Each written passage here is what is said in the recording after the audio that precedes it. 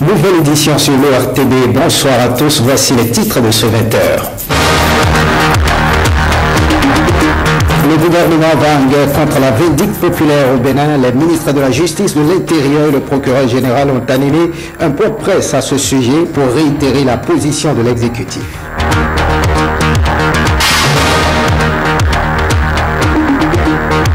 L'UNICEF œuvre pour l'égalité des chances entre les enfants au Bénin. Le rapport de la situation en 2016 a été présenté à la presse ce jeudi.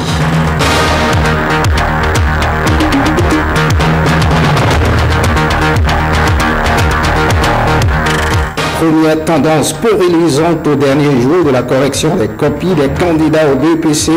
Résultats insuffisants dans bien de matières. Vous en saurez davantage dans cette édition.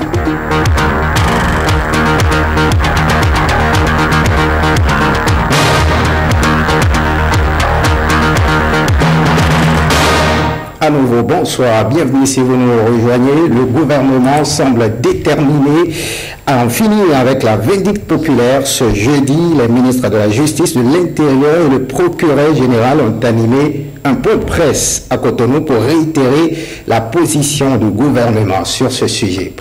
Théo. Le gouvernement durcit le ton face à la montée de la vindicte populaire.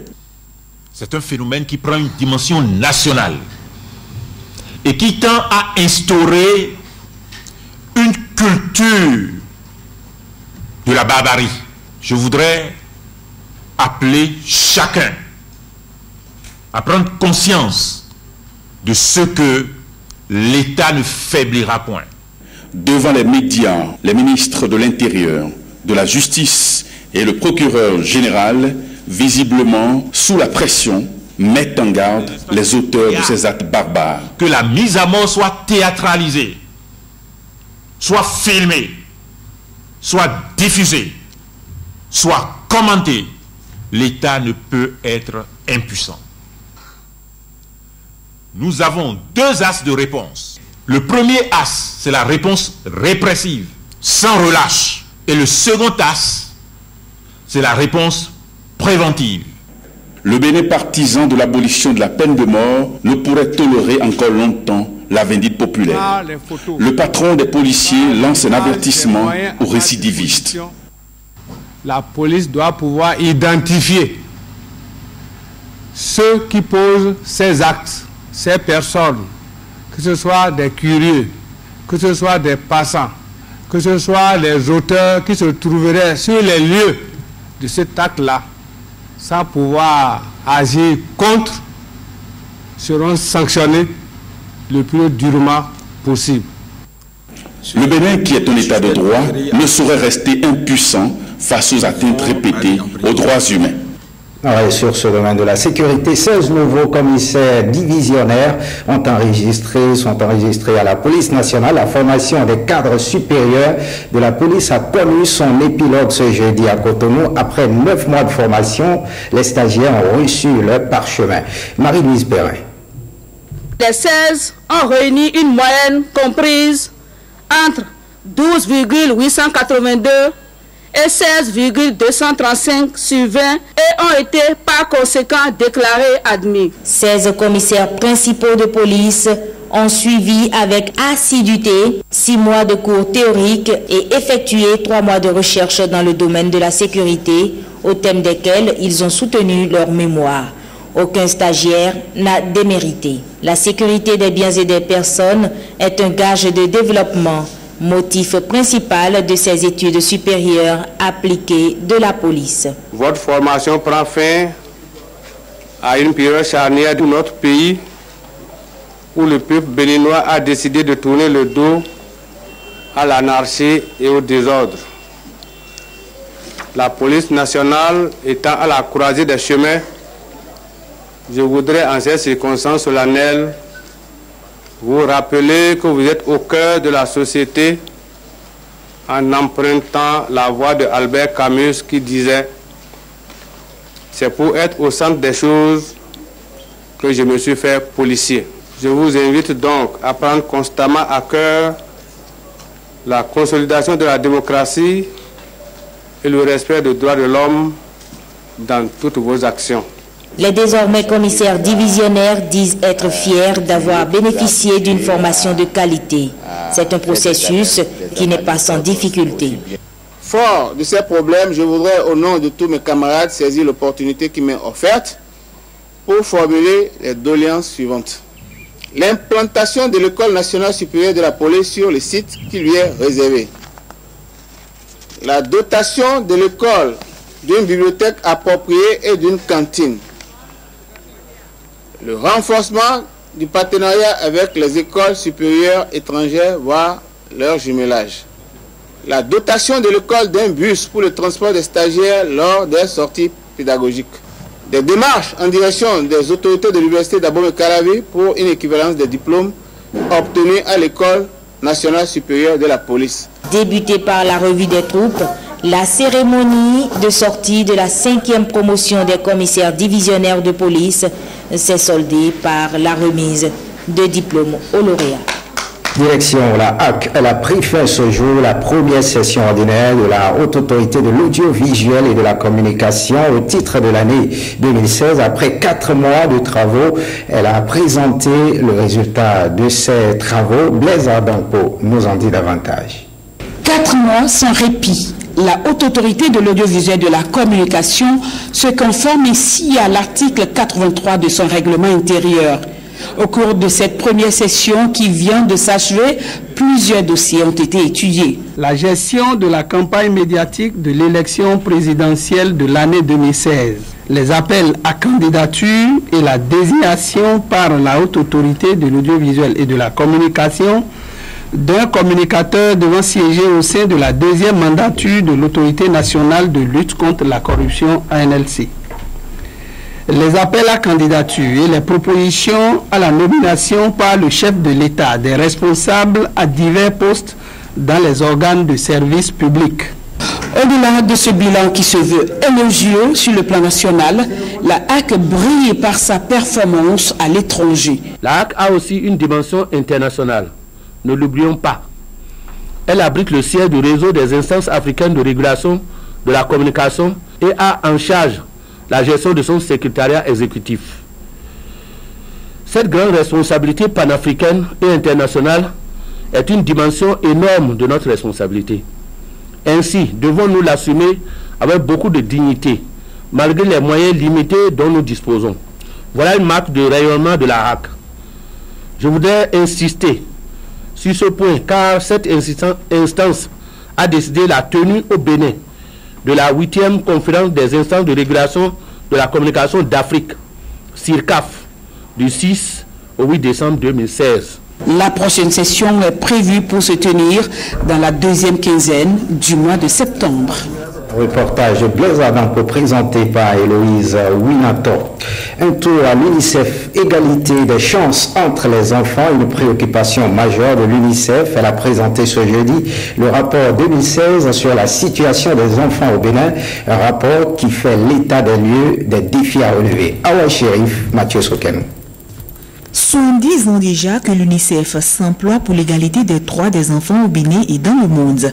La présentation de ce rapport sur la situation des enfants au Bénin en 2016 s'est accentuée sur les années OMD, notamment la scolarisation des enfants. Un tableau peu reluisant puisqu'il existe encore une inégalité entre les enfants issus d'une famille pauvre et riche. En réalité, malgré des années de croissance, par exemple économique non négligeable pour la majorité des pays en Afrique, on constate qu'il y a également un appauvrissement des inégalités qui augmentent. Cela montre bien quelque chose qu'il faut réajuster au niveau donc des programmes et politiques de développement. Et c'est une question fondamentale pour les enfants, comme on l'a dit.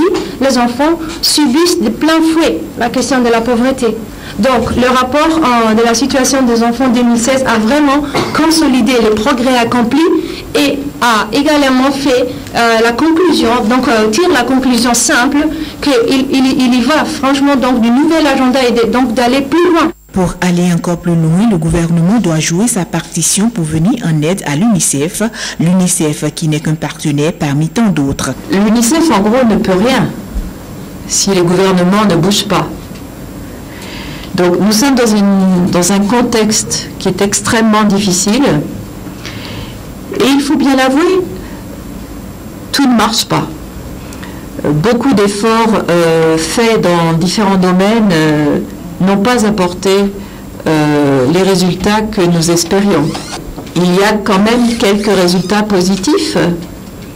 Par exemple, il n'y a jamais eu autant de petites filles dans les écoles qu'aujourd'hui.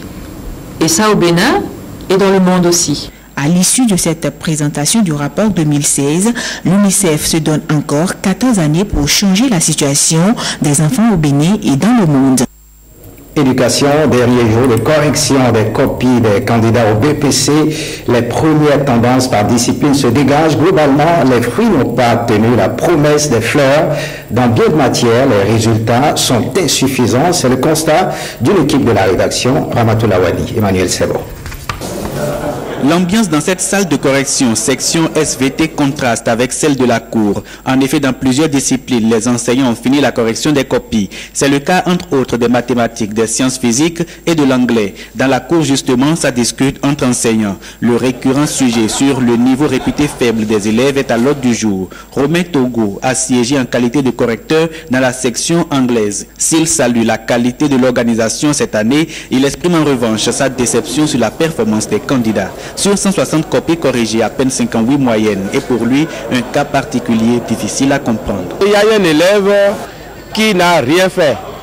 Il n'a fait que écrire les titres des items qui sont proposés. Et il n'a rien fait. Donc on a siégé, on a dit mais qu'est-ce qu'il faut faire? Heureusement, certains candidats s'en sortent avec brio, 19, 18, 17 comme note en anglais et dans d'autres disciplines également. C'est le cas des sciences physiques, même si là aussi la prestation des candidats ne suscite qu'indignation. On a eu 19,50. Par contre, il y a beaucoup de 1, 0,50. Donc c'est comme ça dans l'ensemble. Ils n'ont pas travaillé. Sur les 160, j'ai enregistré 15 moyennes. En mathématiques, c'est mercredi que les enseignants ont fini la correction. Mais au lieu de se reposer, ils ont choisi de se retrouver en atelier pédagogique pour mener la réflexion. Réflexion sur les notes attribuées et qui confirme un profond malaise. Nous avons eu ici 14 000 et quelques copies et nous n'avons obtenu que 1067 moyennes. Mais on n'a pas ajouté les 28 qui ont obtenu une note de 20 sur 20.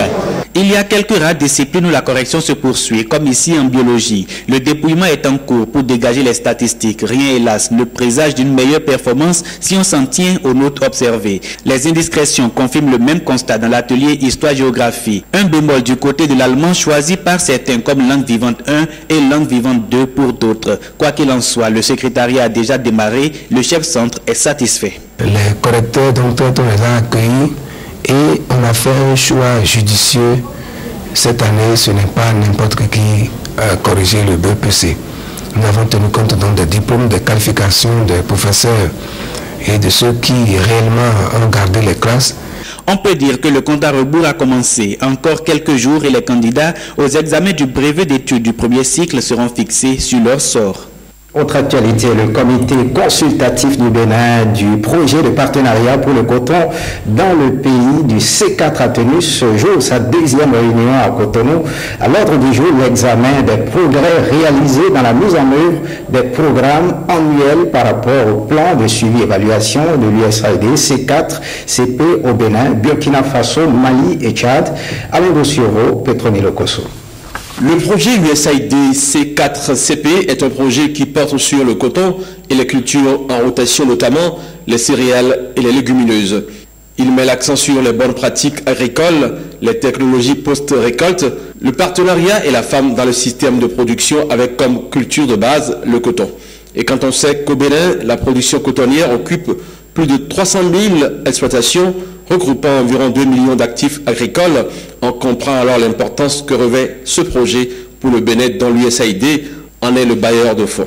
Vous aurez à apprécier le chemin parcouru et les réalisations du projet au niveau du Bénin pour déboucher sur des orientations claires et des recommandations pertinentes pouvant permettre au mieux d'adapter les activités de ce projet aux besoins de nos valeureux producteurs et productrices. Je voudrais vous assurer du soutien du bureau USAID de Cotonou et de l'ambassade des États-Unis à vos activités actuelles celles inscrites dans vos programmes de travail pour l'amélioration des conditions de vie des productrices et producteurs dans vos zones d'intervention. En procédant à l'ouverture de la deuxième réunion du comité consultatif national du projet, le ministre en charge de l'agriculture a rappelé aux participants les dimensions économiques, sociales et environnementales que revêt la production du coton, qui est la filière la plus organisée dans les stratégies du développement économique au Bénin. Vous aurez à proposer des actions prioritaires pour la formulation des programmes d'activité annuels de l'USAID C4CP, examiner les progrès réalisés dans la mise en œuvre des programmes annuels par rapport au plan suivi et évaluation de l'USAID C4CP. J'invite donc l'ensemble des participants à mener une analyse approfondie de ces différents points. Après 2 années de réalisation d'activités sur le terrain, le projet a permis de former 33 formateurs seniors dans les différentes structures intervenant dans la filière. Le projet a aussi facilité la mise en place de 4 champs pédagogiques de démonstration conduits par des productrices au profit des membres de groupements féminins ou à dominance de femmes. On ne change pas de registre. Le ministère de l'Agriculture, de l'Élevage et de la Pêche organise depuis ce matin la revue du secteur agricole. Exercice 2015, une occasion bilan et de réflexion en vue de définir des stratégies pour améliorer les performances du secteur. La cérémonie d'ouverture des travaux s'est déroulée au Champ d'Oiseaux à Cotonou. Oui, c'est ça, Raymond. Aurélie Sauton. C'est dans un contexte global de régression des principales productions agricoles au Bénin que se tient cette revue annuelle. Elle permettra aux acteurs et partenaires d'apprécier les performances du secteur agricole, de faire le bilan de la mise en œuvre de la stratégie de relance du secteur en vue de faire des propositions pour l'accroissement de ses performances. Nous aurons également à passer en revue les questions d'ordre stratégique. Il s'agit notamment de la problématique de la maîtrise de l'eau, les défis de l'agriculture béninoise face au changement climatique, la contribution des acteurs non étatiques, l'opérationnalisation des plateformes de dialogue public-privé, la problématique de l'accès aux intrants agricoles, l'impact du conseil agricole sur les performances du secteur agricole. Le secteur agricole bénéficie par ailleurs d'un portage politique particulièrement fort de la part du chef de l'État avec des ambitions claires. La rencontre connaît la participation de tous les acteurs engagés dans la mise en œuvre de la stratégie de relance du secteur agricole, notamment les partenaires techniques et financiers. Les PTF s'engagent à accompagner cet exercice pour arriver au plus tard vers la fin 2016 à une stratégie actualisée, pertinente, adéquate et portée par tous, qui sera suivie d'un plan de mise en œuvre qui a fait défaut au PSRSA. De ces 48 heures de travaux sont attendues des recommandations pouvant permettre une meilleure contribution du secteur agricole à la croissance économique et à la réduction de la pauvreté. Assemblée générale statutaire se joue à l'Infosec du Parlement national de la jeunesse pour l'eau et l'assainissement, bilan moral et financier des actions menées et les perspectives sont les objectifs de cette Assemblée générale. Côté Awekou et Brice Bozo pour les détails. De lavage des mains dans les écoles. Bilan moral du président, bilan moral et financier 2015-2016, les actions des perspectives à venir expliquent la tenue de cette Assemblée générale statutaire du Parlement national de la jeunesse pour l'eau et l'assainissement, PNGE en sigle. À travers des séances de sensibilisation, d'échange, de communication, de réseautage et des actions locales, le PNGE vise un changement de comportement dans la gestion efficiente de l'eau, dans l'accès à ce liquide vital pour la population et les questions d'assainissement. Les objectifs du PNGA, c'est de participer au nom de la jeunesse à tous les débats sur la problématique de l'eau et l'assainissement au niveau national comme au niveau international. De créer des plateformes de discussion des jeunes sur les questions relatives à l'eau et à l'assainissement. De promouvoir l'éducation de la population et surtout de la jeunesse sur les problématiques de l'eau et de l'assainissement. De promouvoir et encourager les initiatives de jeunes pour la résolution de problèmes liés à l'accès à l'eau et à l'assainissement.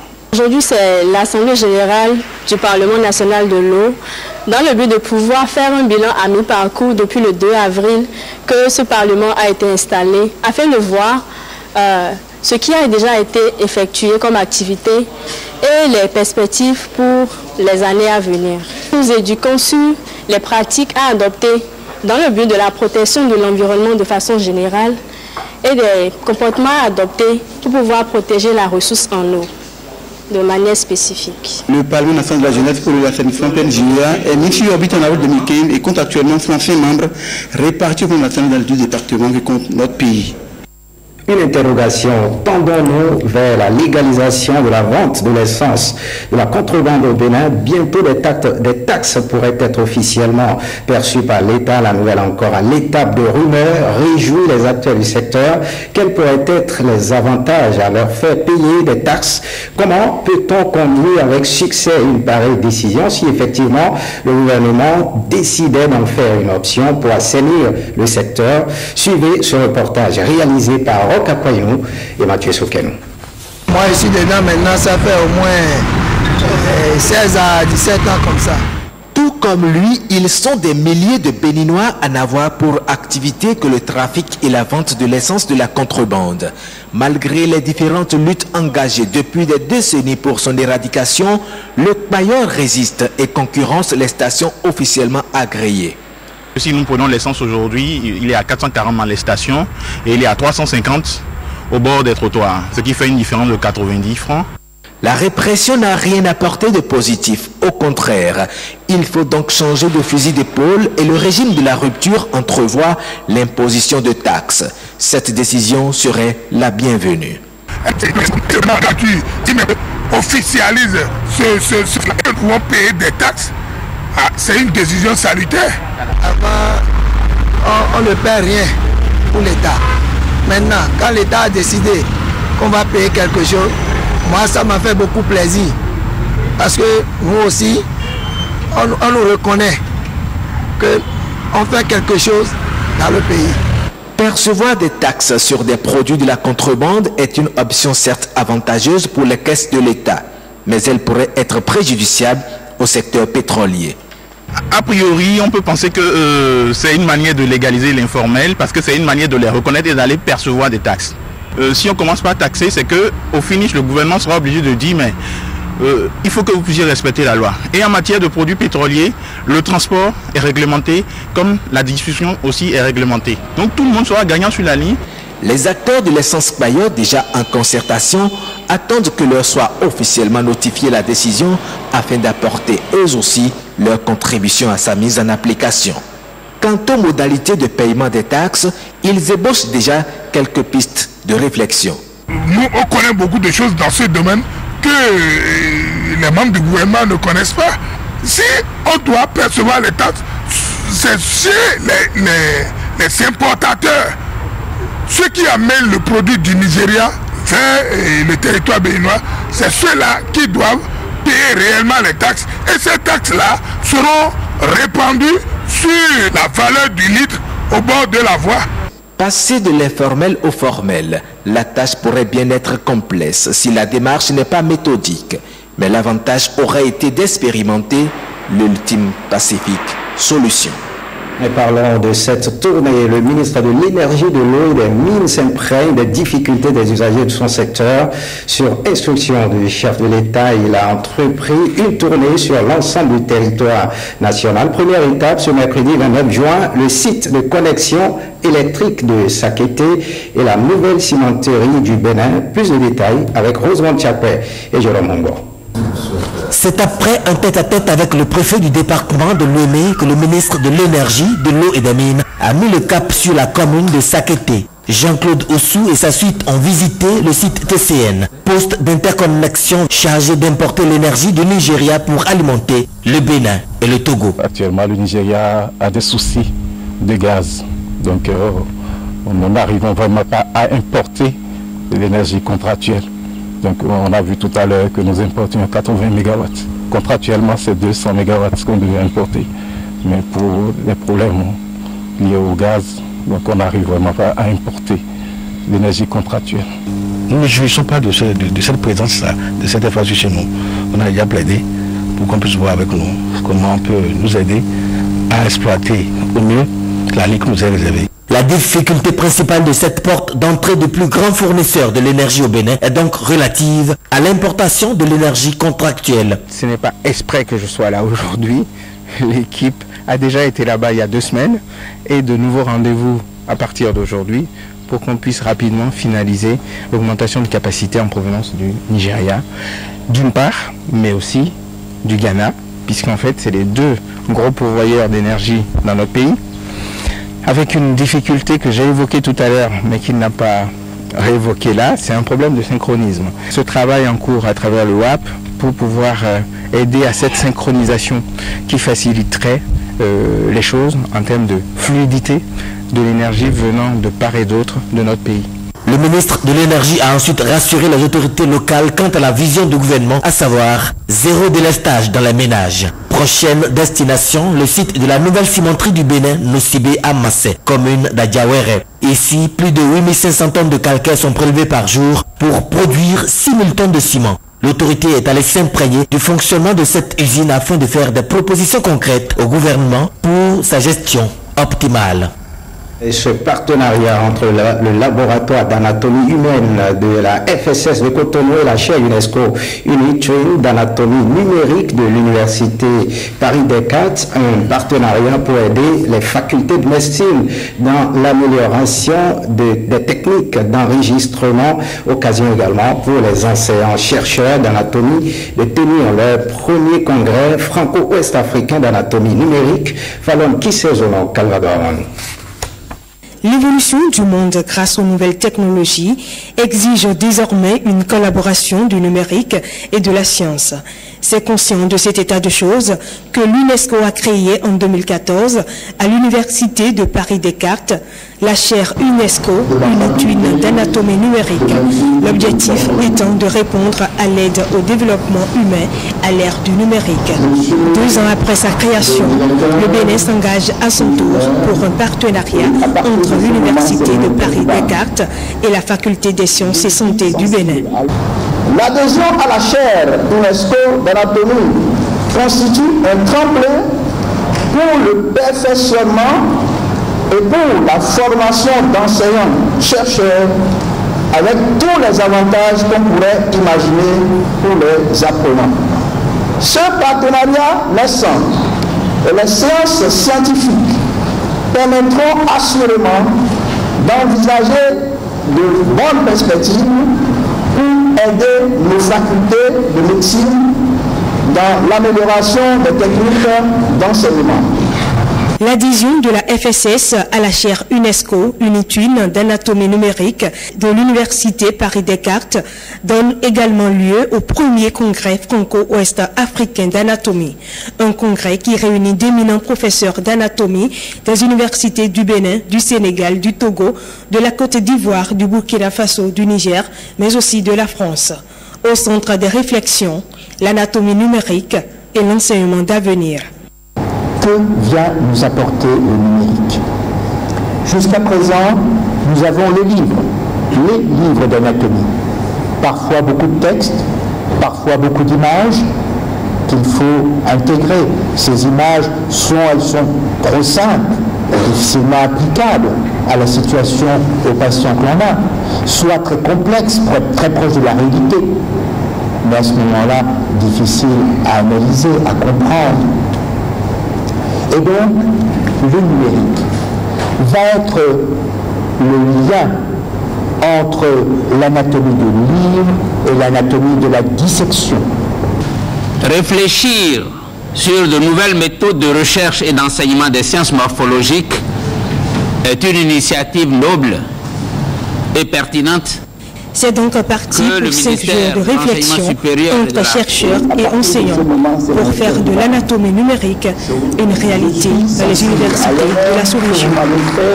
Une mot de culture 1986-2016, cela fait 30 ans que Sa Majesté Fio Akati II, Djidji Lèvre de la dynastie royale de Ouachi de Komé à Paris, a pris donc les commandes de ce royaume. À cet effet, il organise une cérémonie de commémoration de sa noce de perles et donne des précisions sur les préparatifs de cette cérémonie.